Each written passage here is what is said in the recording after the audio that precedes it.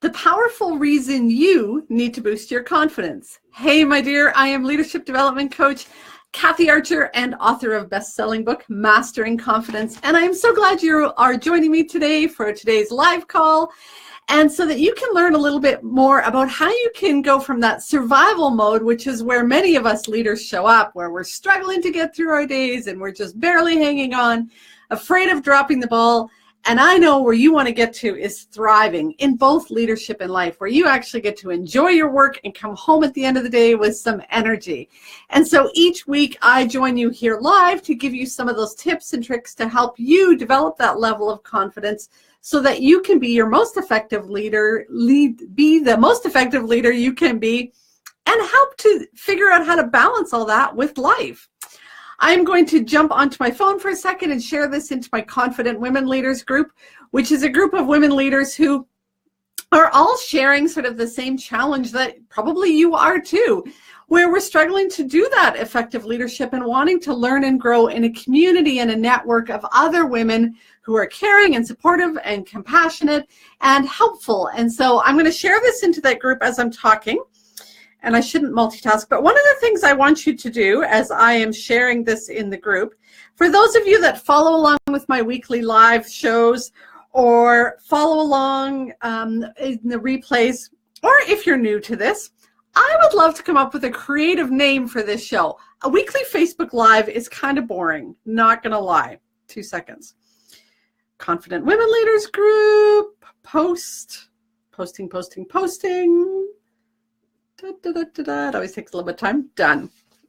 So I would love to come up with a new name. So share a name that you think I could call this weekly show. What could I entice you to come check it out every week, whether it's on the live show or the replay? If you've got any ideas or hints or things that you've thought of as you've watched each week, then share them in the notes. I would love to hear.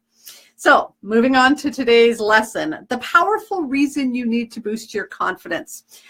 I think that many of you have been following along and you know the answer to this, but it's something important for us to talk about. There's a deep, deep connection between your effectiveness as a leader and your level of confidence.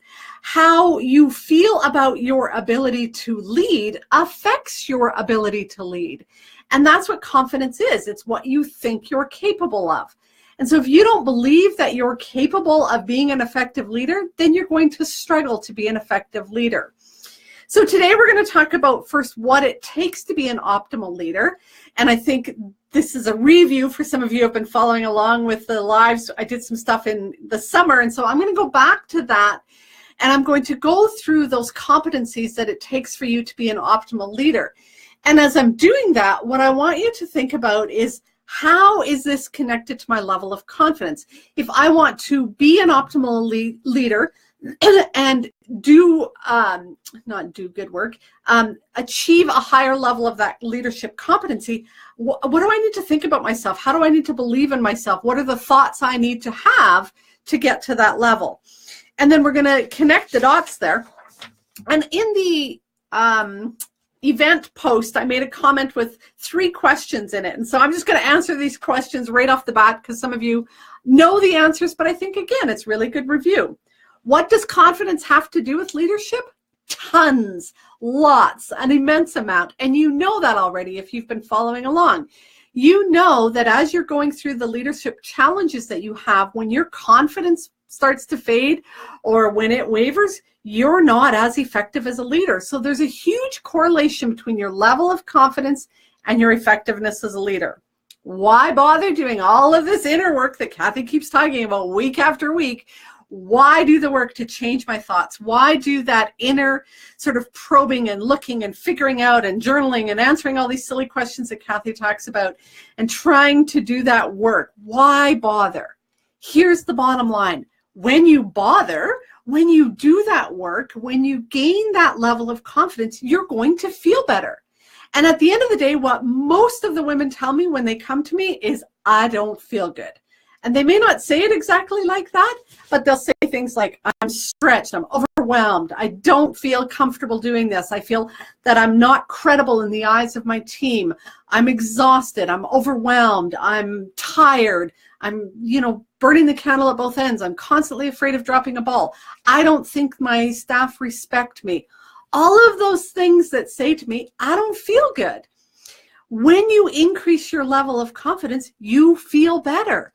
You start to enjoy your work more. You start to feel engaged and connected with your employees. You feel satisfied at the end of the day. When you raise your level of confidence and become a more effective leader, you feel better. So that's a really, really important piece to keep in mind. Third question I asked, does confidence really make that much difference as a woman leader? And the answer is yes, yes, yes, yes, yes, yes. And so we're going to go through those 7 competencies that are connected to optimal leadership. For those of you that are working with me, you may have gone through the leadership circle. I'm trying to get a glare there. The leadership circle is the tool that I use to help you assess your level of competencies in your leadership. And it helps you to look at what are those underlying thoughts that you have, again, all connected to confidence. What are those underlying thoughts and beliefs you have that might be getting in the way of you leading optimally? And so when we do that, we get to start looking at what's going on for you and start to make some tweaks and shifts in what you're thinking and your level of confidence that's going to help you achieve these 7 competencies. So again, these are 7 leadership competencies for optimal leadership. And these are the kinds of things that make you thrive in your leadership and make your organization thrive. So we've been talking about that survival to thriving continuum. It's not just about you. It's also about your organization. When your team is barely surviving, that's when you have all of the drama and the conflicts and people are making mistakes and things are kind of falling apart. But when your team is at optimal performance and you're thriving, that's when you have incredible teamwork and people are well connected with each other and you're achieving the results that you desire. And that takes optimal leadership. So what are the 7 competencies for optimal leadership? So in the notes, I've been really good today. I actually was thinking ahead. In the notes, you have all of the links that I'm going to share with you today. And so one of the links is to the Leadership Circle profile. If you are interested in having a 360 profile done on you, there's a link there. If it's something you're interested in, let me know. But there's also the link to the guide sheet number 20. So I went through each of these competencies one by one this summer, and each of them had a blog post, a Facebook Live, and a guide sheet that went with them, all 7 of these. So I've shared the summary guide sheet for that. It's guide sheet number 20. I think it's called Competency Summaries. And it's in the notes. And so you can grab that right now or after. The link will be there for you to get all of the information on each of these competencies. But I want to go through them today. And again, the lens I want you to have as I'm reading these to you and talking to you about them is, what does confidence have to do with that? How does my confidence connect to those things that Kathy's talking about that I need to do to be an optimal leader? So first one, relating. So relating is all about connecting to your team. It's about the culture you create in your organization. It's about how you connect with each individual person and how your team works together.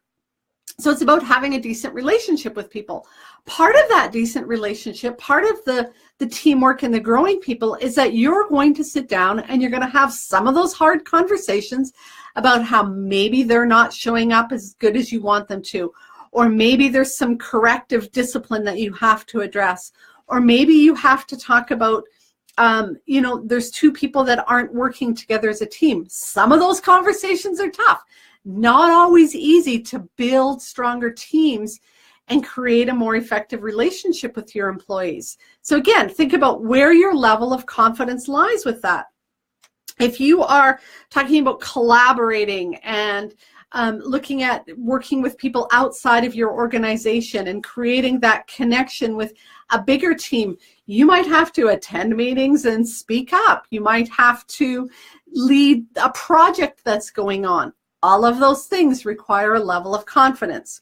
So that's the first optimal leadership competency, is relating. Second one is self-awareness.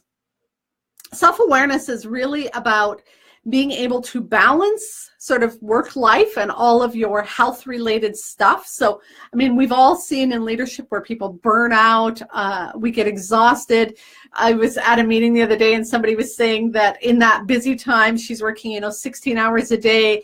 And by the end of 2 months, she's like snapping at everybody and crying at the drop of a hat and wondering why everybody's out to get her. That's not balancing life, right? That's when we are not able to remain composed. And that's what this one is about, balance and composure. Self-awareness is really about emotional intelligence. And if you've been following me, you know all about emotional intelligence. It's about being able to both recognize your emotions and manage your emotions.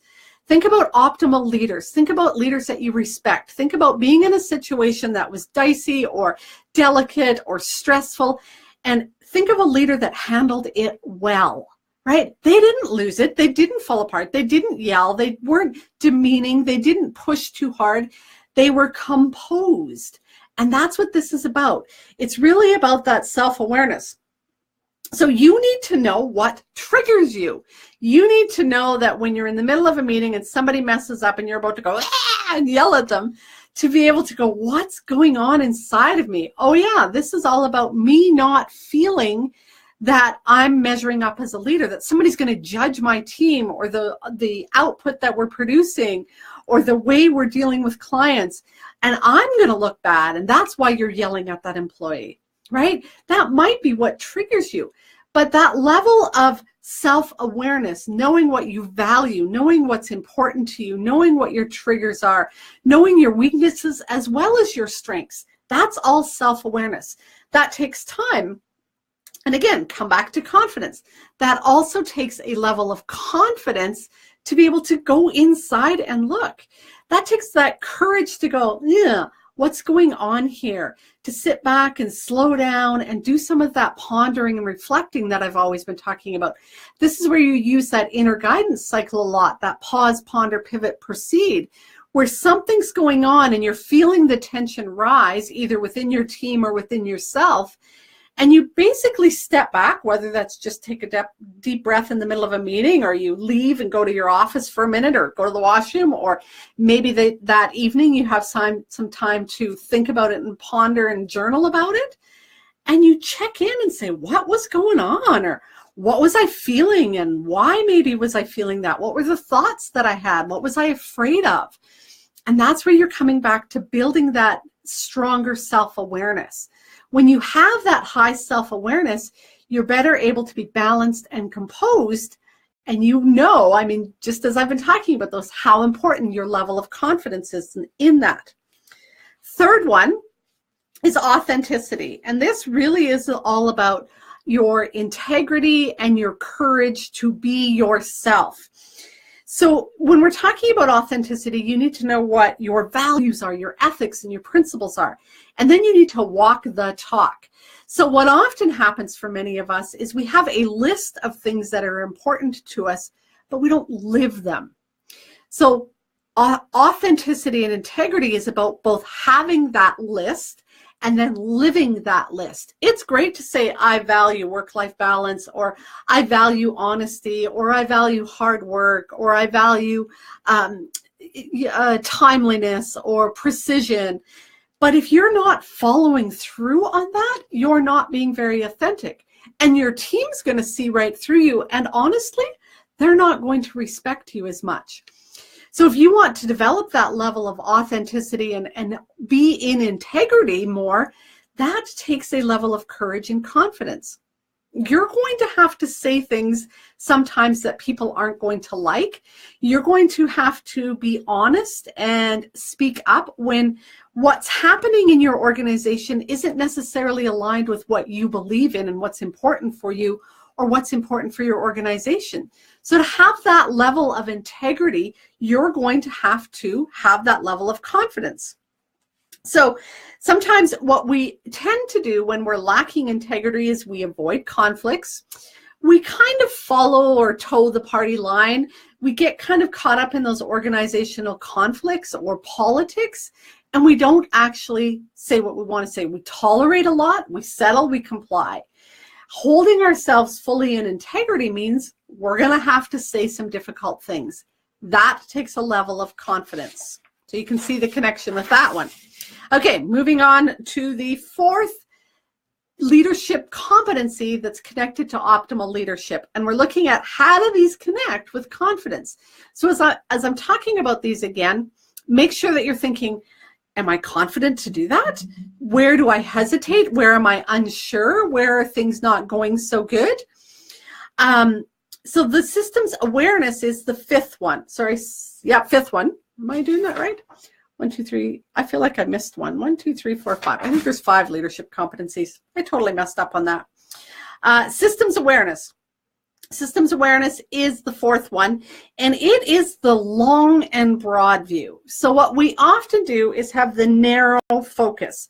We're looking down at the problem in front of us, the crisis, the dilemma, the situation that's going on, and we're caught up in putting out fires and dealing with today's emergency. And this competency is where you're able to step back and see both the broad and long view. So the broad view might be, how is this impacting the people around me? How is it impacting the other people on my team, the other people in our organization? So for example, if you're focused primarily on the frontline staff that you supervise and you're trying to sort of, deal with the crisis at hand and you're just putting out fires, that's perhaps affecting HR, or that's perhaps affecting management in a different way, or that's perhaps affecting some organizational, community organization that you're involved in. So you have to look at that broader view. You also have to look at the long view. What are the goals you have for your organization or for your team? What's the vision you have? How does what's happening today fit into that?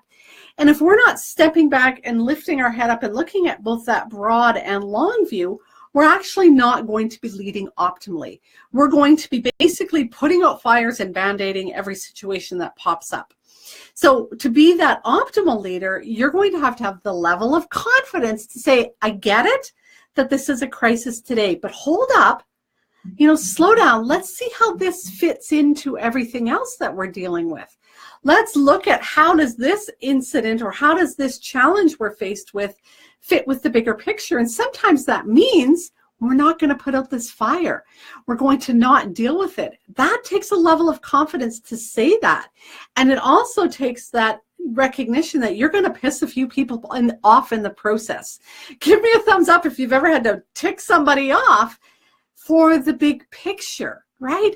It's not always easy. That takes a level of confidence. So the fifth one that we're going to talk about is achieving. So we've talked about, let me go through them again, relating, being able to build that culture, that organization, growing people, self-awareness, having that level of emotional intelligence, having that ability to stay balanced. The third one is authenticity, where you're living in integrity, where you both have a list of values, beliefs, morals, and ethics, but you also live them. Fourth one is systems awareness, knowing that you have both the long and broad view and perspective. The fifth competency for optimal leadership is achieving. And again, these are coming out of the Leadership Circle profile, which is a 360 assessment that I do with a lot of the women I work with. And we're looking at what does it take to be an optimal leader. This fifth one, achieving, is about getting results. It's great if you have a nice team and you love each other and you give each other high fives and you all get along, but if you don't achieve results, you're not being the optimal leader. You're being a nice person. And that's great, but that's not what leadership is. Leadership is also about getting results. And it's not about getting mediocre results. It's about getting excellent results. If you want to be that optimal leader, you have to set your sights high. And you have to hold you and yourself and your team accountable to get there. Again, that's not easy to do. There's lots of challenges. You're going to have some of those tough conversations. You're going to have to set some rules, build some systems and policies that maybe people aren't going to like. You're going to have to push people to their limits. You're going to have to grow them.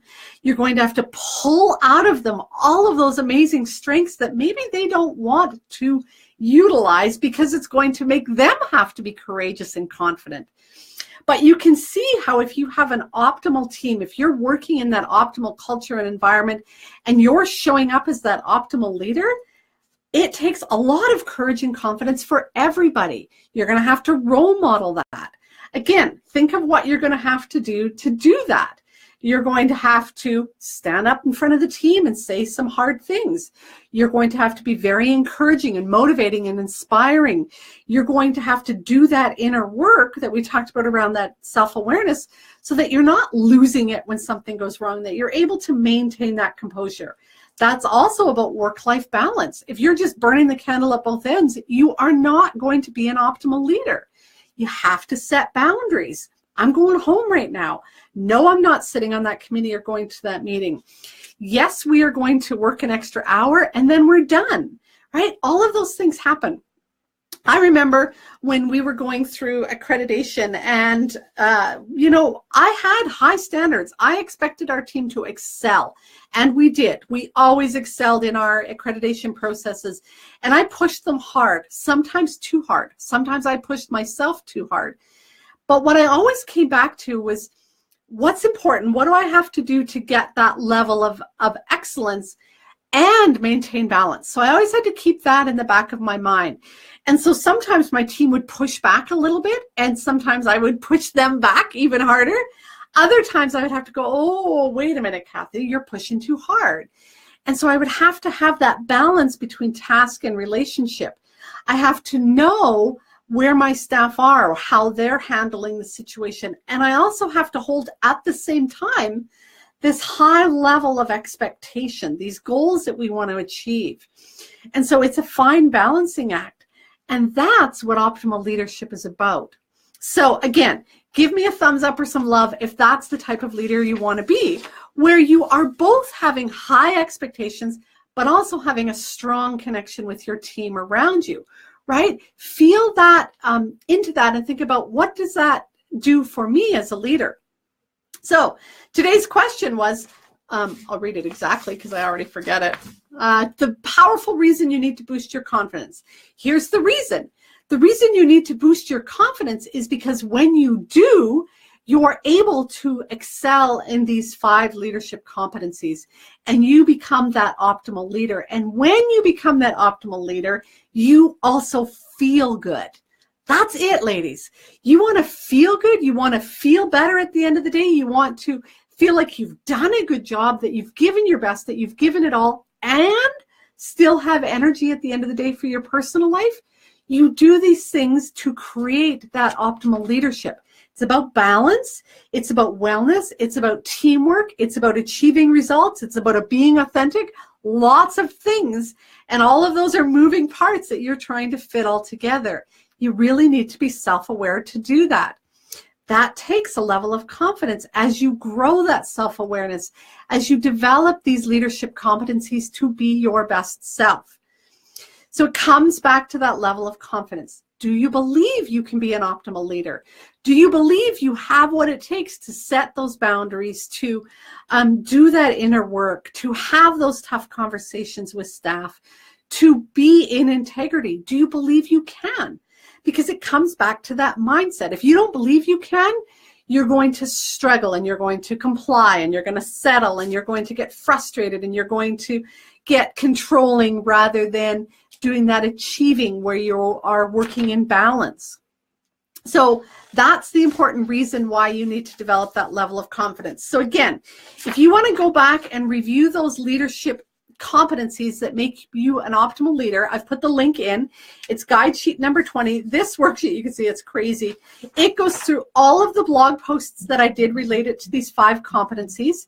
It goes back to the Facebook Lives that I did that connect with each of these competencies, and then the guide sheet that goes with them. So there's lots there that help you start to think about, how do I become that optimal leader? What is it that I need to do to get to that place where I'm optimally having those competencies that give us the best outcome as a team, give me the best outcome as a leader, and make me feel good. So that's up in the guide sheet. So any questions, please put them in the notes now, whether you are following along live or you are on the replay. Come back to, what is it that you need to do in terms of confidence to get there. So I wrote Mastering Confidence because I knew that as leaders, we are constantly struggling to get to that level of confidence. Sometimes we know what we need to do, but it's hard. It's hard to get that from inside of you to do that.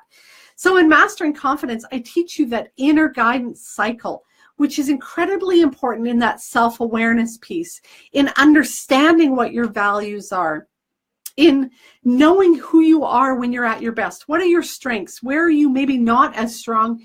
And what do you need to do to shore that up and feel stronger? So it's a tool that you can use to help you increase these leadership competencies so that you can do that. Because that's what you need to do. You need to feel that you are able to learn and grow. You need to believe in yourself.